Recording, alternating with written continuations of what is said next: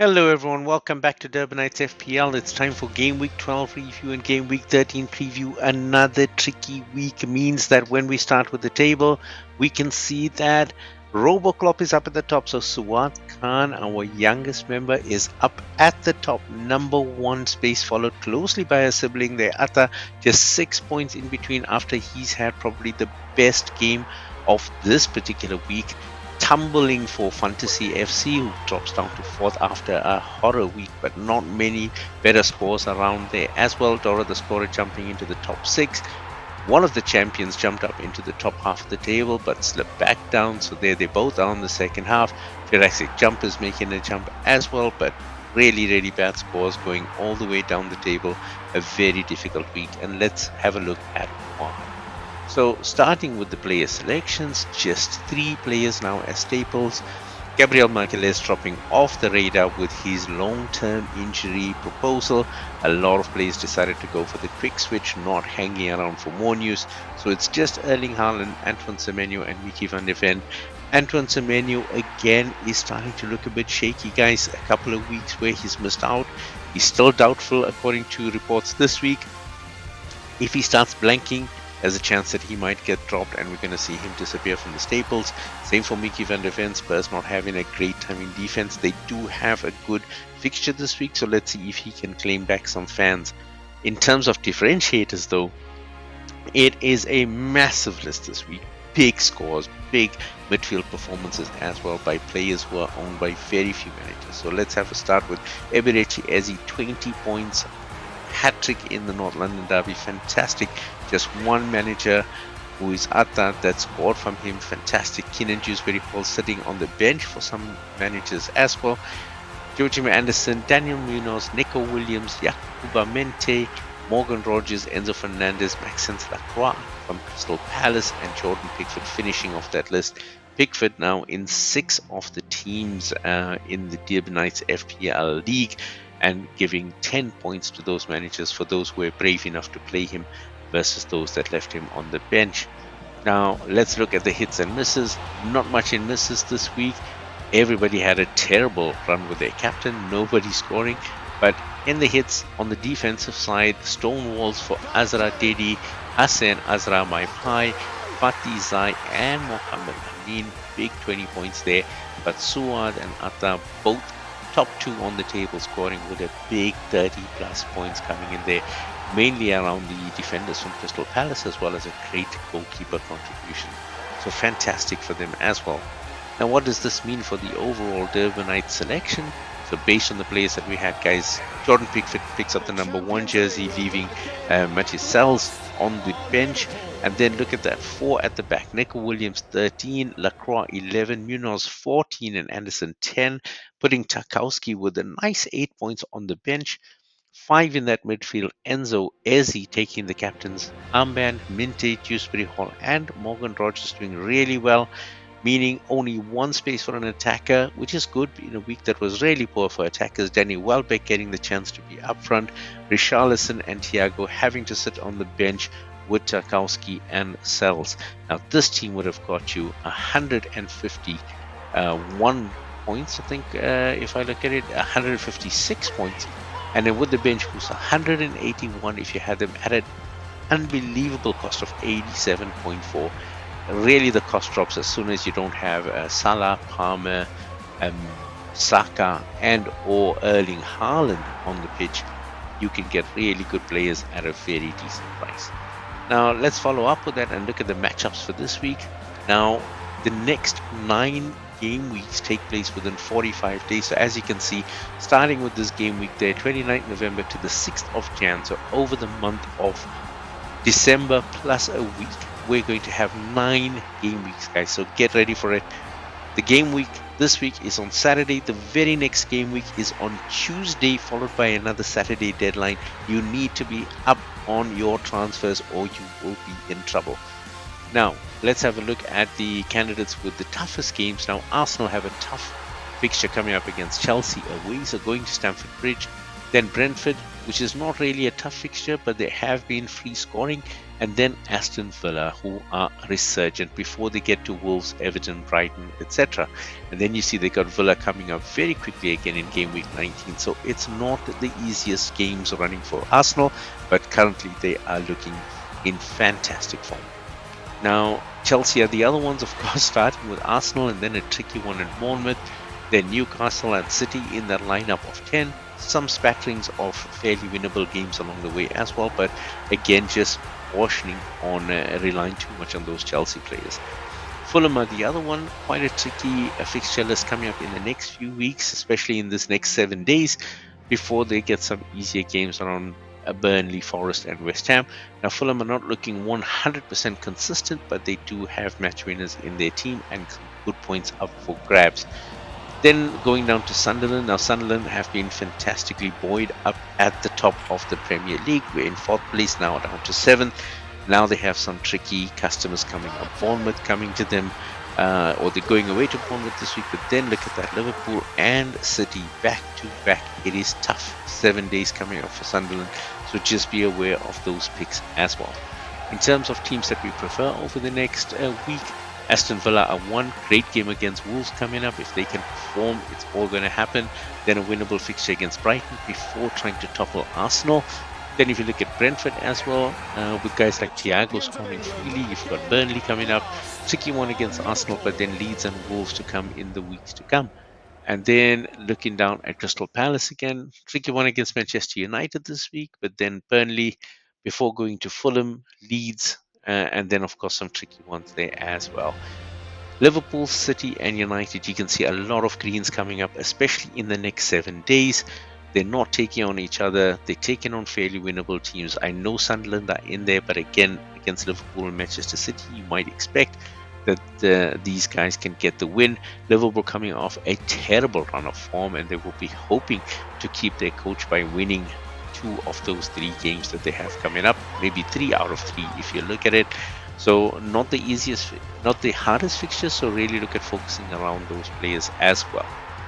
Now if we go ahead looking at the player selections, Alisson did play in the Champions League this week and got 4 drilled past him, so I'm not really sure whether he will be in or Mamardashvili. But Mamardashvili has made a lot of errors, so Alisson might get the go-ahead. So he's our pick for the Liverpool keeper alongside Donnarumma, Martinez, Henderson and Lamans.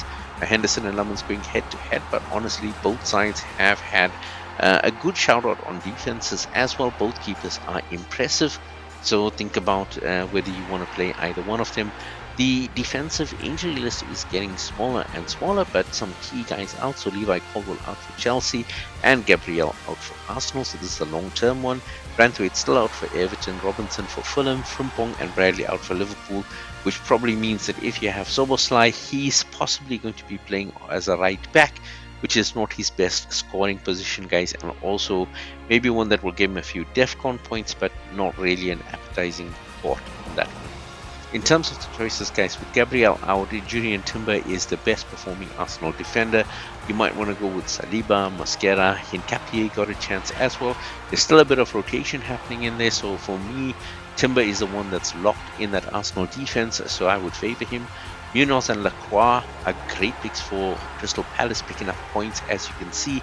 However, guys, if you don't have the money for these guys, you might want to look at Richardson, Gahey, both of which put up fairly good points, good DEFCONs as well, and clean sheets, even if they don't have that attacking threat. From Aston Villa, again, based on their resurgent form and a good fixture this week, look at Luca Digne or Matty Cash, and then Virgil van Dijk for Liverpool. If anyone is going to lead that team back into success, it's going to be Big Virgil, so look at possibly playing him over the next 2 weeks. 2 green fixtures which Liverpool must win in order to keep Arne Slot in the green. Then we're looking at Josko Guardiola again with Manchester City's fixtures. He still does have fantastic attacking threat, so that's our call out for you here, a chance for you to play with him. Now looking at the midfields, lots of trouble here. So Arsenal have got Madueke back, they've got Martin Odegaard back, and they have got Gabriel Martinelli back. Martinelli did score in the midweek as well, so look at that team having some rotation though, so that's going to be tricky. What happens to Eze? What happens to Saka as these guys come back? But Leandro Trossard probably going to be rested. He's been fantastic for Arsenal, but he is doubtful, so look at reduced minutes. Spurs still struggling with Kudus, Madison, and Kulichevsky out, but Kudus could be back. He has been on the lineups but been benched by Thomas Frank. Possibly he could get a run. And the latest reports coming out from Enzo Maresca is that Cole Palmer is available for selection, but he did not leave a definite that he will be starting the match against Arsenal.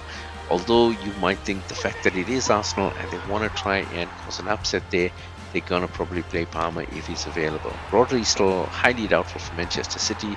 Mitoma out for Brighton. Gordon still doubtful for Newcastle, but they have Harvey Barnes to cover that, and I think he's a fantastic pick based on his performance against Manchester City. Antoine Semenyo is still doubtful for Bournemouth. If he doesn't play, I think we're going to start seeing him getting transferred out in favor of players that have better fixtures or more consistent appearances. Morgan Gibbs-White back-to-back stellar performances, but now picking up a knock, so doubtful for Nottingham Forest. Matheus Cunha had a fantastic chance with Benjamin Sesko out to actually lead the line for Manchester United. Unfortunately, he picked up a training ground injury and is now doubtful, and according to Ruben Amorim, will not play this weekend but will be available from next weekend onwards. And then Florian Wirtz for Liverpool has picked up a knock, so he's doubtful. Now that still leaves us with a lot of choice in terms of midfielders, guys. Mo Salah, love him, hate him, he's having a tough season so far. He's still managed to score points even though he's blanked on a lot of them. He's got good fixtures coming up and could be any one of these that ignites him before the AFCON going away. Now there are 2 weeks left before the AFCON transfers come in, and then the players should leave in 16, so just be aware of that. Dominic Szoboszlai is the other one, and again we are recommending him. He's by far the best midfielder currently for Liverpool, but he might play a right back, which will diminish his points tally. Then you've got Ryan Cherki at Manchester City. Not many of the other midfielders are consistent enough, but Cherki is an absolute live wire. Every time he starts, he scores or adds something to the game. So that's our call out there. Antoine Semenyo, again, based on his form so far this season, he still maintains his spot. From Arsenal, take your pick, guys. Saka, Rice, Eze coming off a hat-trick plus goals all over the show. Even goals for England in the last international break. Will he be replaced by Martin Odegaard? It was a sub that happened in the Champions League.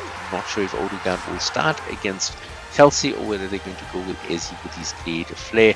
Just be aware that minutes are a doubt now for Arsenal players because of rotation in these quick game weeks, but definitely these ones are good. Looking at Chelsea also, this week a tricky one against Arsenal, but they'll have to pull out their best, including Caicedo, Neto and Enzo. Looking at probably playing these guys as the double pivot between Caicedo and Enzo, and then letting Neto be one of the free-ranging wingers. Ismail Assar for Crystal Palace against Manchester United, and Brian Mbeumo for Manchester United against Crystal Palace are going contra each other, but both have opportunities to score. And for Brighton, Yakuba Minte did well last week, so deserves his place on the spot this week, and Jorginho Rutter is always a threat. Then looking at the Aston Villa duo of Morgan Rogers and Daniel Marlin. Marlin scoring twice in Europe in midweek. He has come back to a fantastic form, and he's currently keeping Ollie Watkins out because he is able to play as striker as well, and he's definitely found his goal scoring form this season. Morgan Rogers pitching up last week as well. 15 points is nothing to sneeze at, so definitely worth having a look at him. And then looking at the forwards, guys, Arsenal still in trouble. All their forwards are highly doubtful. Not sure if any of them will get a chance to play. However, scoring goals is not an issue for them. Playing with Mikel Merino up front, even as a backup, they've got midfielders that are just ranging forward. So you've got Trossard, Eze, Martinelli, all of them that are scoring quite freely. So feel free to rest your strikers from Arsenal until they're back in full form.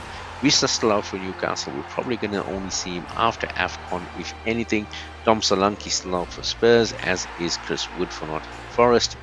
Ugo Ekitike is now doubtful for Liverpool after picking up a back injury in that game in the Champions League. Ben Chesco is out for another couple of weeks, according to Ruben Amorim. So expect a bit of delay for him coming back. And Rodrigo Muniz is still out for Fulham. So a very short list to pick from, guys. Erling Haaland this week, fantastic game for him. So I think he's going up against Leeds this week. So expect him to get a lot of the captaincy armbands. I'm not sure if you want to go with the differentiator, because when he wants to score,